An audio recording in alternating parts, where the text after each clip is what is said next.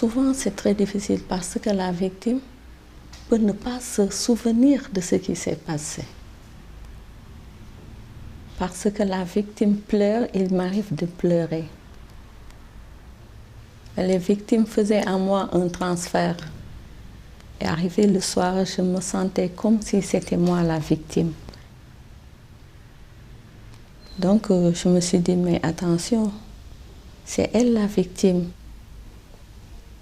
Moi, je suis là, je suis comme le médecin.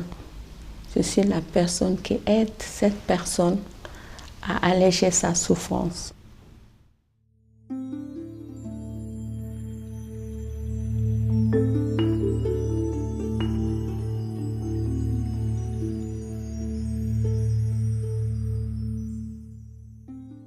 Peut-être vous êtes les premiers qui peuvent peut-être écouter l'enfant dans son raconte de ce qui s'est passé. Voilà. Et on fait l'interview de l'enfant séparément et on prend tout le temps qu'il faut pour que l'enfant puisse être vraiment en sécurité pour se rappeler de ce qui s'est passé. Et on parle des enfants de quel âge là? Les enfants, on a le plus petit, il a 22 mois. Donc, et le plus grand a 17 ans. Donc on a de 22 à 17. Il y a des jeunes filles. J'accompagne la victime petit à petit jusqu'à ce qu'elle-même prononce le mot qu'elle garde en interne, mais qu'elle n'ose pas avouer de peur d'être trahie par sa religion, sa conscience, sa communauté. Il attend le moment où il est prêt à partager avec nous ses confidences. La plupart sont des réfugiés demandeurs d'asile. La victime n'est pas reconnue. Juridiquement, il n'a pas une identité. Il peut exercer aucune activité professionnelle. Donc ça aussi a des conséquences sur sa réhabilitation.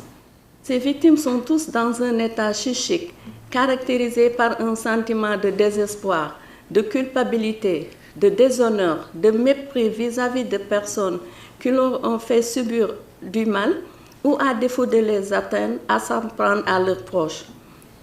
Le CAPREC a enregistré un nombre de 1500 victimes de torture. On travaille avec des personnes ordinaires, des personnes avec qui on n'attend rien d'eux. Beaucoup de gens ne trouvent pas d'intérêt à travailler avec des victimes. Quand on fait ce travail, souvent on est même marginalisé. Et c'est quand on vient à Genève qu'on se rend compte que notre travail est important. On voit tous les grands bâtiments, tous des gens qui bougent, qui courent, qui font vite pour défendre des valeurs universelles.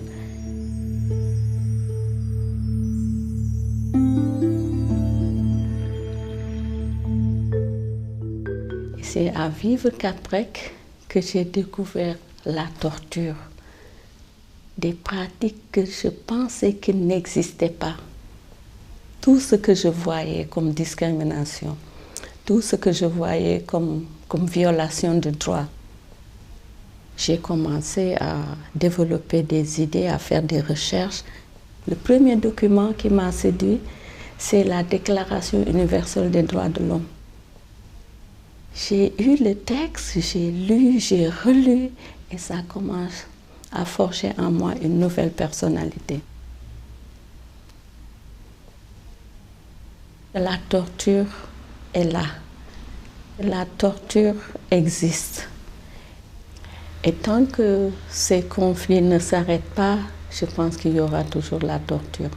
Et tant qu'il y a la torture, il y aura des victimes. Et les victimes doivent être soutenues et accompagnées pour alléger leur souffrance et leur permettre de se reconstruire dans une nouvelle vie. Et je pense que c'est un miroir que j'ai de ma venue à Genève et que je ne suis pas prête d'oublier.